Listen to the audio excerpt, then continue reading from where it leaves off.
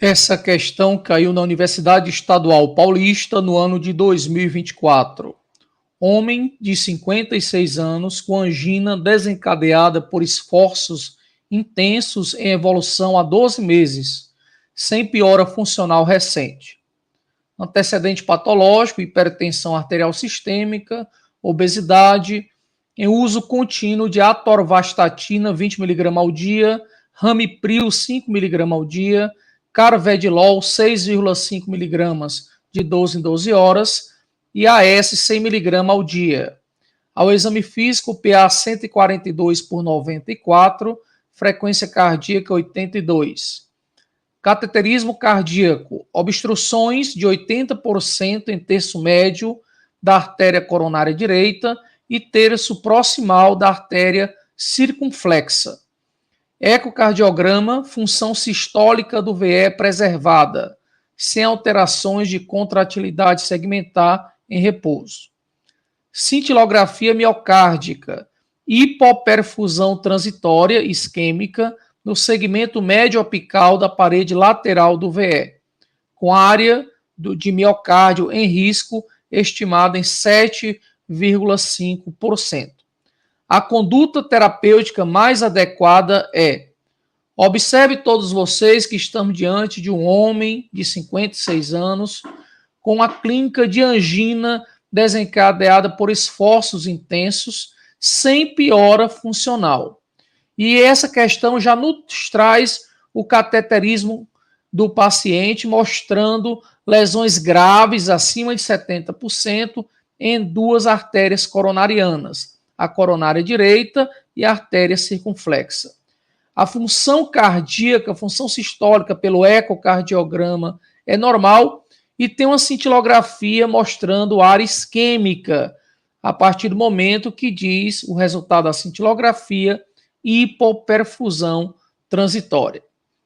Vamos às alternativas. A. Cirurgia de revascularização miocárdica. B. Otimizar o tratamento farmacológico. C. Angioplastia de artéria circunflexa com stent farmacológico.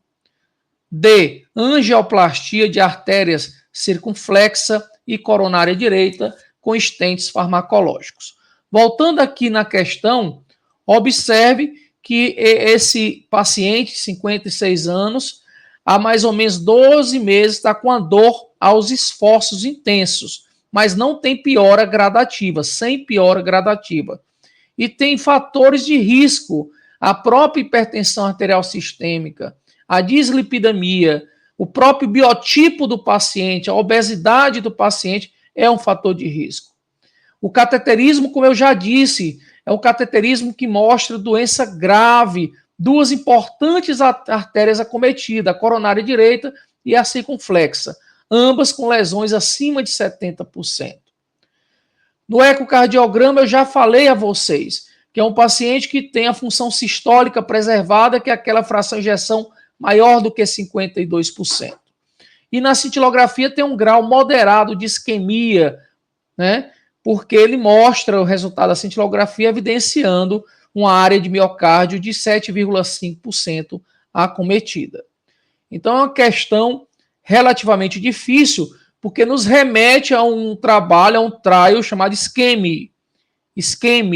Então esse trabalho, ele pegou pacientes muito parecidos com o paciente dessa questão.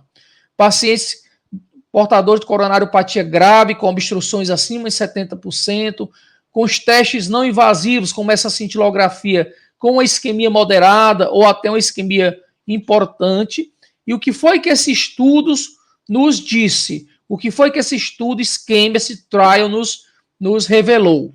Que a estratégia por angioplastia, quer dizer, aquela estratégia invasiva inicial, ela não reduziu eventos cardiovasculares maiores. E o que são eventos cardiovasculares maiores?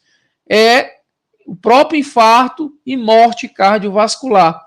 Então, a angioplastia como tratamento inicial, ele não reduziu esses eventos quando eu comparei com um grupo de pacientes com o tratamento medicamentoso otimizado. Portanto, É uma questão difícil que nos remete a esse trial, dizendo que a angioplastia e o tratamento conservador otimizado têm o mesmo benefício, têm o mesmo prognóstico. Sendo assim, observe que nas questões, nas alternativas, vamos aqui para as alternativas. Cirurgia de revascularização do miocárdio. Não é necessário fazer a cintilografia nesse paciente. Seria necessário se esse paciente tivesse, por exemplo, uma lesão de tronco de coronária esquerda, o que não é o caso. Então, paciente com fração de ejeção menor que 35, também seria necessário a cirurgia de revascularização, mas não é o caso. Então, esse paciente não precisa da cirurgia de revascularização do miocárdio.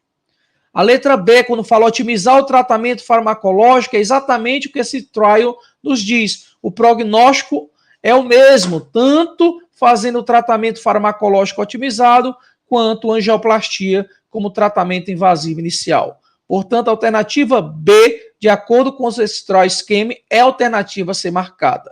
Na alternativa C e D, olha, C, angioplastia, e D, angioplastia. As duas estão erradas. Por quê?